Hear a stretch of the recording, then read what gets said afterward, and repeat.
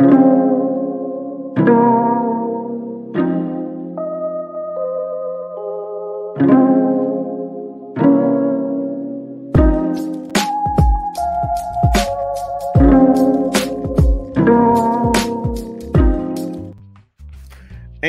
we keep the cameras rolling. We back in the studio. It's Wheels Up. Shout out to everybody who's made us the fastest growing internet organic sports program. I appreciate that. My numbers, here's how crazy it is. My numbers in Serbia, China, and all of these other countries I've never been to. My presence is big there by the algorithm because they're starting to consume a lot of the content. That's crazy. That's crazy. So shout out to us. We got done talking about scummy ass Brandon McManus, allegedly, who was sexually assaulting flight attendants 30,000 feet in the air when the Jacksonville Jaguars had a London game. Then we talked about DJ Wagner reuniting with Coach Cal in Arkansas. Hopefully that works out. Now we're going to go ahead and jump back into the NFL with Malik Cunningham, how he's been converted to a wide receiver in the Ravens OTAs. Shout out to him. Now this comes out of CBS Sports and Cody Benjamin. Cunningham, he was a quarterback at Louisville who was drafted by the Patriots but didn't work out in Foxborough for Belichick and the bunch, but was picked up by the Ravens in December, claiming him off their practice squad. So yeah, and I think that when kids say, oh, I want to be in the NFL or I'm going to make it to the NBA, there's a sacrifice that comes along with that. Along with the sacrifice, there has to be a mental maturity as well, because I'm sure that Malik Cunningham felt that he was better under center than any of those guys that Belichick had out there. And you could see Bill Belichick and them, they wanted to experiment with a mobile quarterback and get away from the Tom Brady era, but somehow, I don't know if it was Cashman or other people involved, they kept picking the same prototype guys, and it didn't work out, and it's not going to work out. Even Bill Belichick's coaching tree, Josh McDaniels, he liked the mobile quarterbacks. He was very high on Tebow when a lot of people wasn't. I mean, that's just what he was doing. And really to see how people have evolved on the situation where you have LaMar Jackson, I'll call him Superman. His throwing has gotten better. The two-time NFL MVP. This dude is special. He's breaking records.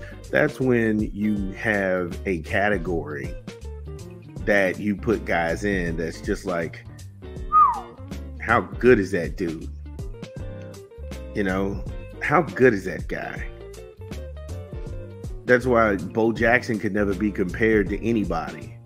And it's shameful that Bo isn't in the Hall of Fame, but to the people with eyes, because they'll say, oh, he didn't win a ring. He didn't do. Are you crazy? Are you crazy? Bo Jackson was a freak of nature. And it's not like if Bo was in today's times, you would have the biggest media blitz on your hand because there was nothing Bo Jackson couldn't do. And it's almost like Greek mythology. This dude was just, but it was real. You've seen it with your own eyes. Bo Jackson was so good, he put a Hall of Famer in Marcus Allen. He put him on the bench. That's crazy. People don't talk about that. Bo Jackson was on the same Raiders team as Marcus Allen. And he was so good, they benched Marcus Allen. And then they later traded him to Kansas City. Stop me when I'm lying. Come on, y'all. Hats off to him for accepting that transition, because a lot of guys, they don't deal with being repurposed to make a roster. And that was one of the things LaMar that stuck out about him. And when he came out in the draft, everybody tried to say LaMar Jackson was going to be this. He was going to be a wide receiver hybrid. And he was like, no, I'm a quarterback. That's how he actually got to Louisville. He was like, I'm a quarterback. I'm not going to be a wide receiver. They was holding the line in college. And Petrino, he made Petrino look like a genius and actually breathed life into his career because LaMar was so good. He was, and I hated when people would come up with terms like sandlot ball, but because that's what the corrupt media does. If they don't understand anything, they will try to go ahead and put their own spin on it and then make you throw up from the talking points. Oh, we got RPOs. You don't even know what that is. Oh, it's the read player option. Okay, how does it work? Oh, well, you're supposed to freeze this guy in a linebacker court, but what is the blocking scheme? See, you don't ask questions like that because when you don't know shit,